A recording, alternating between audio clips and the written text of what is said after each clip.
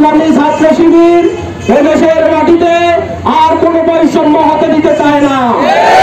অন্তর্বর্তীকালীন সরকার আমরা বুঝি না, নির্বাচিত সরকার আমরা বুঝি না, আমরা বুঝি শেখ হাসিনার ফাঁসি।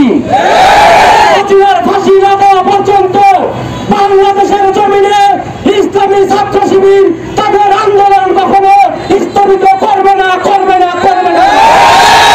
বাংলাদেশের অন্তর্বর্তী সরকারকে জানিয়ে দিতে চাই, কিসের জন্য এখনো পর্যন্ত 2006 সাল থেকে আজকে পর্যন্ত শহীদদের বিচার কার্যক্রম চালু করা হচ্ছে না।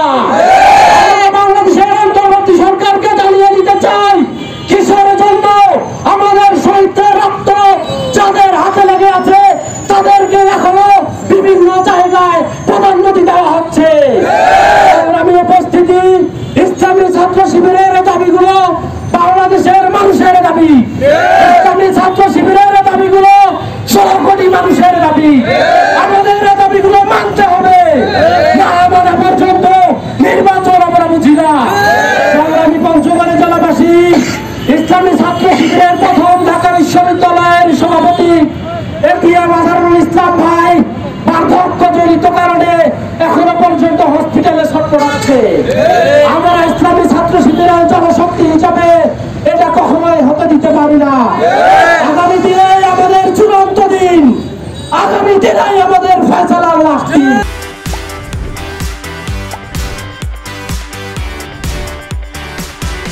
জালিম সরকারের আমলে সবচেয়ে বেশি জুলুম এবং নির্যাতনের শিকার হয়েছে জামাত ইসলামী এবং ইসলামী সাবেক কেন্দ্রীয় সভাপতি দেলোয়ার হোসেনকে একাধারে 54 দিন রিমান্ডে নেওয়া হয়েছে, পঙ্গু করে দেওয়া হয়েছে। বাংলাদেশে অসংখ্য ভাইকে কারারুদ্ধ করেছে, রিমান্ডে নিয়ে জুলুম করে পঙ্গু করে দিয়েছে, অনেক ভাইকে শহীদ করে দিয়েছে। আমরা সেই জালিমের কারাগারে আর কোন মজলুমকে দেখতে চাই না।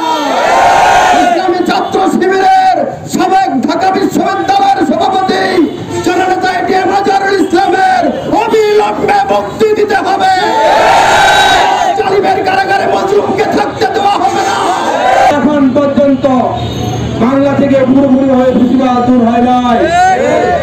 আজকে এখন পর্যন্ত আমাদের নেতা এটিএম আজহারুল ইসলামকে মুক্তি দেওয়া হয় নাই। তার মুক্তির ব্যাপারে বিভিন্ন ধরনের টালবাহানা করা হচ্ছে, জ্ঞাপন করা হচ্ছে। কাজেই আমরা সরকারকে জানিয়ে দিতে চাই, আগামীকালকের মধ্যে যেন আজহার ভাইকে মুক্তি দেওয়া হয়। এরপরে বাংলাদেশে যে বৈষম্য দূর করার জন্য ছাত্র জনতা জীবন দিল, যে বৈষম্য দূর করার জন্য আবু সাইদ মুগ্ধরা রক্ত দিল, সেই বৈষম্য কিন্তু এখনো দূর হয় নাই। আজকে প্রয়োজনীয় সংস্কার শেষে নির্বাচন দিতে হবে। প্রয়োজনীয় সংস্কার যেন হয়, এখনো প্রয়োজনীয় সংস্কার হয় নাই। প্রত্যেক জায়গায় সেই বেদরকারা বসে আছে।